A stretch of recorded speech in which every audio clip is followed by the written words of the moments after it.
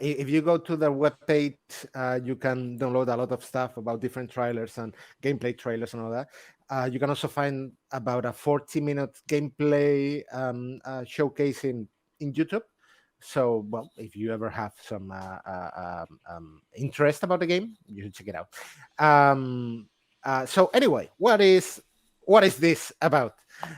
So, The Last Hero of Nostalgaia is an indie game. Um, and well, when we talk about Nostalgaia, obviously it's a wordplay, obviously, duh. And the thing is that the Nostalgaia is supposed to be the world of video games. Hmm. So it's based on the world of video games. Now, the problem here with this world is that it's getting pixelated by the minute, right? Every few minutes, hours, whatever, it gets more and more pixelated. So we arrived there as a sticky figure, really weird looking. It's actually pretty funny when you go to character customization because you can choose a different hair, long hair, or a different color. And it's always the same because it's these sticks that just appear in your screen. So you're like, okay, I see the point. And also, if So you are like wearing an armor and everything, I mean, I understand that you are not able to see your character. yeah, no, but at the beginning you are just that thing, Ah, and if you change it, as you can see, he's changing stuff. He's hmm. like here, complexity, and it's like no, it's the same. It's the same. Everything is the same. Okay, you have this. It's kind of a joke right at the beginning. Oh, nice. So yeah, basically the world is getting pixelated, and you are, well, supposedly the last hero that has to solve this problem. The thing is, it's a place where more heroes have already come and they haven't solved anything, and they are thought to be one of the problems of this world. So there is a constant narrator that is telling you to bugger off, that they don't want you there, that you are no helpful whatsoever, and that you're going to just make the destruction of the world quicker.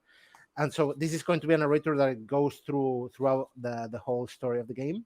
Well, the gameplay itself is kind of a Dark Souls, but like more. It's easier, I guess. It's not so technical, so people from that like Dark Souls might will enjoy it for sure. But people that are not so fond of those kind of games, such as myself, will probably like it too. Well, you can choose from 5 different classes: sorcerer, kind of barbarian, warrior, this kind of stuff. So different kind of gameplays, different kind of tactics, and all that. And one of the things that I think is really cool is that when you beat the bosses, you kind of cancel the pixelation, right? So the world becomes more high def instead of pixelated. Yeah. And also, like when I saw this, was like, okay, that's actually really cool. Um, but what I didn't know, and then I saw it early afterwards, is that this pixelation is also part of the gameplay mechanics, and that's when I thought, okay, this might be a really, really good idea. Yeah. So, well, obviously, it's coming soon. It's going to be released before the end of the year. What's going on? What are you laughing Do at, you see? Mario? You can select the skin color, but do you Yeah, have do you have a stick? yeah. No, it's no. I believe it's no different. Um, so 1 second. He's yes. So yeah, I was coughing. Sorry. Don't worry. Smoker here. Yeah, one of the things that I well, as you can see there is kind of the rainbow highway of Yeah. Mario Kart. So the game is going to have references towards video games all the time because it's the world of video games after all. And one of the things that I forgot to mention on the last podcast in Spanish, and now I want to say, is that it's a cooperative experience. You can play with another Nice. friend, and it says Steamless cooperative. So you can play. I can have it in Steam. You can have it on Microsoft, or you can have it on So whatever, and we can still play it. it's cross player. Crossplay. Okay. Yes, Nice. yeah. So crossplay, cooperative, probably not very expensive because it's indie. Probably a really cool experience that it has nothing to do with what you've played so far. And what else did I want to? Oh yeah, well, first of all, do you have any comments about it? Because I want to get onto something else, but it's a Yeah. bit different. First one, you said that it will be a game that Souls players will like, and also non Souls players. Why? Yeah. Mhm. Um, Why, for example, would you like it, even if uh, you don't for like the for Souls? for me, the Dark Souls for me, the problem that I have is that it takes a lot of time to beat because you have to learn a lot of patterns. You have to learn about all the tricks that the game is going to play on you, and well, it can be a really stressful and kind of exhausting experience when you go into that kind of games. You know that you're going to die, I don't know, per boss maybe 20, 30 times. Or And I feel more. that in yeah, Or or more? more, I don't know. And I feel that in this game, I mean, you're going to have to learn obviously patterns, but it's not going to be as hard as in the Dark Souls. And well, they say it as well. The developers say that it's not going to be as tough as a Demon Souls or a Dark Souls or whatever. Good. And Fabio, you wanted to say something?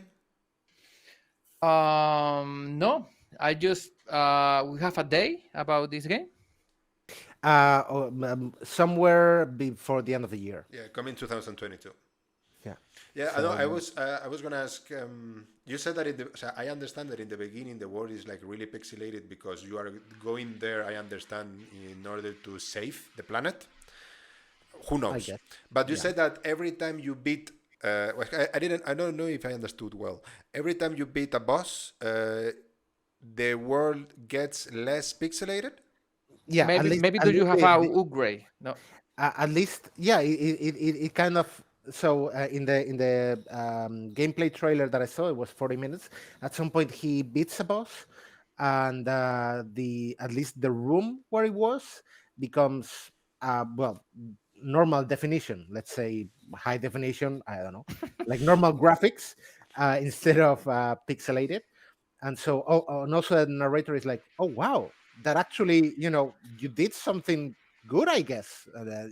Probably there's going to be also kind of a cool relationship between you and the narrator throughout the game. Nice. Yeah. Cool. Okay.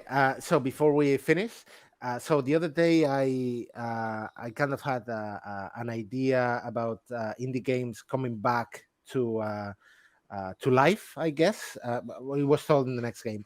But one thing that I was thinking today is that I have a game group with my brother and another friend, and when we try to look for online cooperative games Hmm. that are not first-person shooters, it's not so easy to find. Well, No. there are some, but it's not easy to find. And I was wondering if you think that this kind of games personally are interesting for you guys, and if you think they should really make a comeback, because since the end of, let's say, PlayStation 2 era, the local multiplayer or even the multiplayer that is not competitive, right? The cooperative game is not very usual. I mean, there are some games, but it's not the usual trend. What do you guys think? Uh, I, I can you tell? Fight! you start. You Fight! start. Recently I play Guacamole. Gr- Great Great. game. The Great first one or game. the second one? Both. Both. Both. Yeah. Okay. Today I finished the second one Yeah, great game. with my wife, and I see you can play with four people. I Mhm. don't know if they have online scenario I or just local. think I don't know. so. Mhm. I don't know. But it's about this. We can find games triple A with a nice multiplayer. Yeah. No, I think this is where indie game we can enter to us. Yeah. I think it's a great opportunity. Yeah, Yeah. and before it was like it was normal that if you liked a game, it had the multiplayer mode. It's like you always could play your favorite game in with other people, even if it's the Yeah. main campaign or if it's the Mhm. the multiplayer like one against each other. Mhm. But yes, it's true that since I don't know if since online games, since yeah, I understand PS3, It is started Xbox with One, yeah. Xbox Mhm. 360. like it was all the time online, and the local multiplayer it like disappeared. And now it's like you want to play some games with friends that you have at home, and it's like, oh, you can't because it's like that. I mean, it's true that now maybe now more than ever you have games destined to play with other people. Like I'm thinking the one that is about cooking, overcooking. Yeah, Overcooked. Yeah. Yeah, Yeah.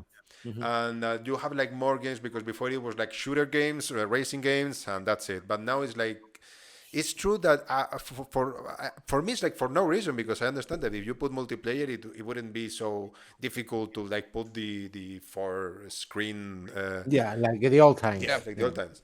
But I don't know why they did this, why did they change this, I don't know. I guess to sell more copies, because if I want to play a Yes, multiplayer game with you, you will have to buy the game, that's right? true. And if it's two more people, oh, two more games that we sell, and so And also it it's was the interesting. game. I mean, that generation was the free online time. Yeah, Yeah.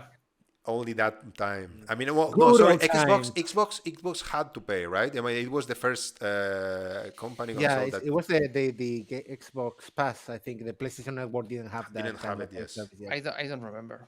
I think so. Yeah. Yeah. For me, it must come back, please, Yeah, please. please. Bro Force. Broforce.